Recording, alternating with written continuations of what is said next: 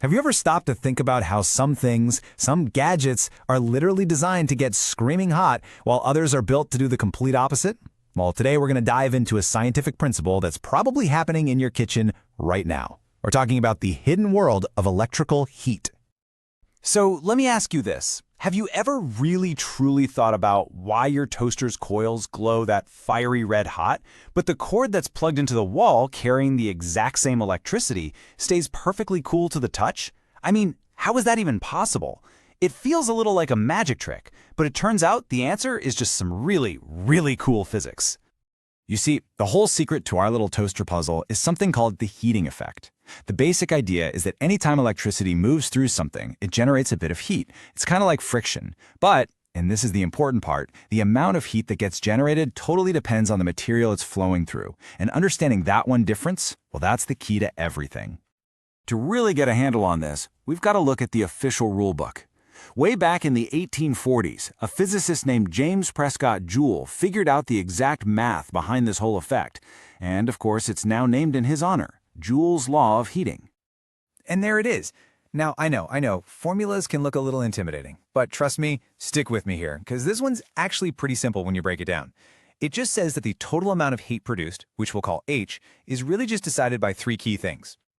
All right, let's actually break this thing down. First, the heat is proportional to the square of the current, I. That's huge. It means if you double the current, you don't get double the heat, you get 4 times the heat. Next, it's proportional to R, the resistance. Now this is the big one for our toaster. Resistance is just a measure of how much a material fights back against electricity. And finally, T, for time. The longer the current flows, the hotter things get. Simple enough, right? So, now that we know the rules, we can see how this all plays out in the real world. And it turns out this heating effect is a real double-edged sword. Sometimes we want to crank it up to the max for some pretty genius results, but other times we desperately need to shut it down for our own safety. It's this amazing balancing act between brilliant engineering and just, well, not setting the house on fire. A perfect example of that genius side of the coin, the good old-fashioned light bulb. I mean, think about it for a second. Its entire job is to get a tiny little wire so incredibly hot that it literally glows. We are harnessing this heating effect to create light itself. And it all comes down to picking the perfect material for the job. So if you look here, you can see the heating coils in a toaster use something called nichrome. It's got a really high resistance, so it's perfect for creating a ton of heat to toast your bread. But the filament in a light bulb, that uses tungsten. Its resistance is actually way lower, but... And that superpower? It comes down to this number right here. Tungsten has an insanely high melting point. It can get white hot, hitting temperatures over 3,000 degrees Celsius without turning into a puddle of goo. That is just mind-bogglingly hot. And that's what lets it glow bright enough to light up an entire room. So really, that's the whole trick, right? We shove an electric current through that super thin tungsten wire and it glows like the sun. But to keep it from just burning up in a split second, the bulb is filled with gases like nitrogen, which don't react. That protects the filament and lets it shine for thousands of hours. Okay, so that's using heat as an amazing tool. But what about when things go wrong? You know, what happens when you get way too much current, which means way too much heat? That's when we got to flip the script and talk about safety. And this is where the humble electric fuse enters the picture. Its job is simple, but it is absolutely critical. It's basically a sacrificial gatekeeper for all of your electronics. It's designed on purpose to be the weakest link in the chain so it can protect everything else when the current gets dangerously high. It is such a clever design. So inside every fuse, there's this tiny little wire made of a metal with a really low melting point. As long as the current is normal, electricity just flows right through it, no problem. But the instant there's a dangerous surge of electricity, Joule's law takes over. The heat skyrockets, that little wire melts in a flash, and boom, the circuit is broken. It literally sacrifices itself to save your expensive TV or computer. So, we've seen how heat is made and how we control it, but this whole process, it uses energy, and that energy is what you and I actually pay for on our electricity bills every single month. This brings us right to the idea of electric power.